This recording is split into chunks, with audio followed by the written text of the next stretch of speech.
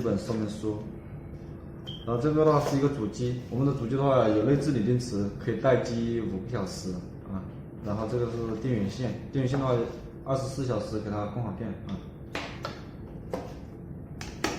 然后这个呢是两把遥控器，还有一个红外探测器，红外，一个门磁。使用啊，模型不反应，已经报警了，就说明是正常的。门磁